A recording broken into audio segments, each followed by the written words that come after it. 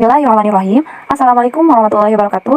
Teman-teman, selamat menyaksikan video ini mengenai peranan konselor dalam pelaksanaan bimbingan dan pengawas dalam organisasi bimbingan dengan memenuhi tugas mata kuliah bimbingan dan konseling dengan dosen pengampu Ibu Nenggustini SPD MAG. Sebelum kita membahas mengenai judul yang telah dipaparkan, perkenalkan saya Salma Nirmala dengan NIM 12120100152. Nah, adapun topik pembahasan dari materi kali ini yang pertama ada pengertian konselor. Di dalam pengertian konselor ini terdapat dua pembahasan mengenai persyaratan sebagai konselor dan kewajiban dan tanggung jawab konselor. Nah, topik yang kedua yaitu pengertian pengawasan bimbingan. Di dalam pengertian pengawasan bimbingan juga ada tiga pembahasan. Yang pertama mengenai persyaratan pengawas konselor, yang kedua tugas pengawas konselor, dan yang ketiga fungsi pengawas konselor. Nah, adapun topik yang ketiga mengenai organisasi pengawas dalam organisasi bimbingan. Selanjutnya, saya akan menjelaskan topik yang pertama mengenai konselor. Nah, teman-teman, kita akan membahas mengenai pengertian konselor terlebih dahulu yang pernah disampaikan dari kelompok-kelompok lain. Nah, kita mengulang lagi apa itu konselor. Nah, konselor ini adalah petugas profesional yang secara formal disiapkan oleh lembaga atau institusi pendidikan yang berwenang mendapatkan pendidikan khusus, bimbingan, dan konseling. Secara ideal berijazah sarjana dari FIV sampai IKIP, jurusan atau program studi bimbingan dan konseling, atau jurusan psikologi pendidikan dan bimbingan, serta didik secara khusus untuk menguasai seperangkat kompetensi yang diperlukan bagi pekerjaan bimbingan dan konseling. Pada teman-teman juga pasti mengetahui konselor karena telah dibahas dari kelompok yang awal. Nah, selanjutnya, apa persyaratan konselor itu dan apa tanggung jawab dari konselor? Selanjutnya, persyaratan dari konselor yaitu berdasarkan pendapat para ahli dapat disimpulkan syarat-syarat konselor antara lain. Yang pertama, A. Persyaratan pendidikan, mempunyai ijazah kekurang-kurangnya sarjana, muda lulusan program studi bimbingan dan konseling. Yang kedua, persyaratannya yaitu persyaratan kepribadian. Nah, dalam persyaratan kepribadian ini dapat merasakan apa yang dirasakan orang lain, menghargai orang lain, tidak mau menang sendiri dan objektif, memiliki kedewasaan pribadi, spiritual, mental, sosial, dan fisik, memiliki pengalaman terhadap orang lain secara objektif dan simpatik, memiliki kemampuan untuk bekerja sama dengan orang lain, memahami batas-batas kemampuan yang ada pada dirinya sendiri. Nah, selanjutnya ada persyaratan sifat dan sikap. Di dalam persyaratan sifat dan sikap ini yaitu seperti menerima klien sebagaimana adanya, memiliki sifat luwes, hangat dapat menerima orang lain, terbuka, supel, ramah, tamah, sopan santun di dalam segala perbuatannya, memiliki kepekaan dan mempunyai kemampuan komunikasi yang tepat serta mentaati kode etik jabatan. Nah, selanjutnya apa itu tanggung jawab dari konselor? Tanggung jawab konselor dalam proses konseling adalah mendorong untuk mengembangkan potensi klien agar dia mampu bekerja efektif, produktif, dan menjadi manusia mandiri. Nah, di samping itu, tujuan konseling adalah agar klien mencapai kehidupan berdaya guna untuk keluarga, masyarakat, dan bangsanya.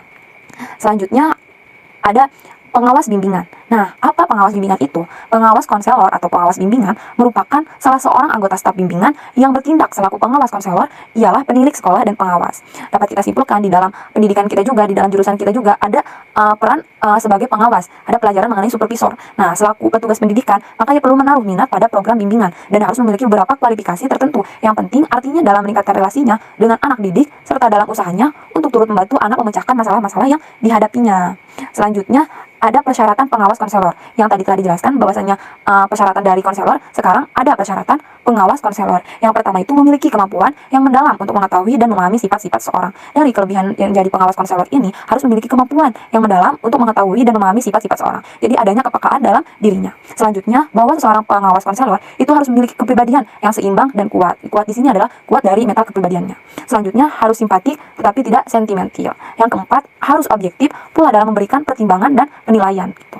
Jadi kita persyaratan menjadi pengawas konselor ini harus objektif pula dalam memberikan pertimbangan penilaian terhadap si klien gitu atau si konselor. Selanjutnya ada tugas dari pengawas konselor. Nah, dalam pengembangan bimbingan dan konseling serta merupakan salah satu bentuk kolaborasi konselor dengan pihak di dalam sekolah ataupun di luar sekolah. Nah, dalam hal ini juga pengawas diharapkan akan dapat memberikan masukan dan koreksi terhadap pelaksanaan bimbingan dan konseling di sekolah. Maka tugas pengawas mencakup. Nah, adapun tugas dari pengawas konselor ini yang pertama adanya mensupervisi atau mengawasi konselor-konselor untuk bagaimana konselor tersebut menindak kliennya gitu. Jadi adanya yang pertama inspecting atau mensupervisi. Selanjutnya ada advising. Nah, advising ini memberi saran terhadap konselor. Yang ketiga ada monitoring, memantau bagaimana tugas dari pengawas konselor ini memantau para konselor-konselor. Nah, selanjutnya yang keempat ada reporting. Reporting itu yaitu membuat laporan bagaimana konselor sebaik mungkin gitu. Nah, adapun selanjutnya coordinating atau mengkoordinir. Selanjutnya yang terakhir ada performing leadership atau kepemimpinan. Selanjutnya ada fungsi pengawas konselor. Nah, apa yang menjadikan fungsi pengawas konselor diadakannya konselor ini? Fungsi pengawas yaitu fungsi bimbingan dan konseling untuk membantu konseling supaya dapat menjaga diri dan mempertahankan situasi kondusif yang telah tercipta dalam dirinya. Nah, fungsi ini tuh memfasilitasi konseling agar terhindar dari kondisi-kondisi yang menyebabkan penurunan produktivitas dirinya. Nah, pelaksanaan fungsi ini tuh diwujudkan melalui program-program yang menarik, rekreatif, fakultatif, atau pilihan sesuai dengan minat konseling. Nah, adapun fungsi pemeliharaan bimbingan dan konseling ini berfungsi untuk membentuk pertahanan siswa dalam menjaga diri agar tetap dalam situasi yang kondusif dalam belajar di dalam maupun di luar kelas. Nah, dalam hal ini juga guru hendaknya membimbing siswa agar tetap pada kondisi yang produktif dengan program-program yang kreatif dan dapat memacu keinginan siswa untuk terus belajar dengan aktif. Selanjutnya ada organisasi pengawas dalam organisasi bimbingan. Nah, di dalam pengawas bimbingan ini, di dalam pengawas konselor ada sebuah organisasi yang mewadahi para pengawas konselor atau pengawas bimbingan. Nah, peran organisasi profesi dalam hal ini disebut dengan ABKIN untuk melakukan pendampingan guru BK di lapangan dapat dijadikan salah satu cara untuk melakukan evaluasi dan supervisi pelaksanaan BK di sekolah. Nah, ABKIN itu apa ya?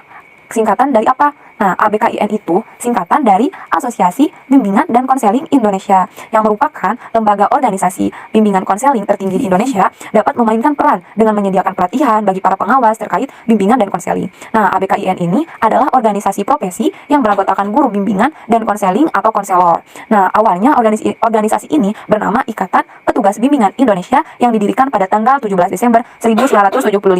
Nah, pemerintah melalui Kementerian Pendidikan dan Kebudayaan dapat melakukan pengangkatan pengawas khusus bimbingan konseling yang diambil dari organisasi profesi ini, yaitu ABKIN ini. Nah, pengawas khusus ini fungsinya menguatkan peran pengawas sekolah dalam melaksanakan bimbingan konseling, mengingat faktor-faktor kurang efektifnya pelaksanaan bimbingan dan konseling di sekolah, di mana hal ini itu bisa jadi dikarenakan karena selama ini pola evaluasi yang diterapkan kurang efektif. Nah, pengawas BK diharapkan akan dapat melakukan tugas-tugas evaluasi program. Nah, evaluasi personal dan evaluasi hasil secara efektif dari konferensi. Ini kutipan dari Gibbers and Harrison 2012. Mungkin itu saja mengenai konselor dan pengawas dalam organisasi bimbingan konseling. Kepada teman-teman, terima kasih telah menyaksikan video dari saya. Thanks for your attention. Any question? Terima kasih. Wassalamualaikum warahmatullahi wabarakatuh.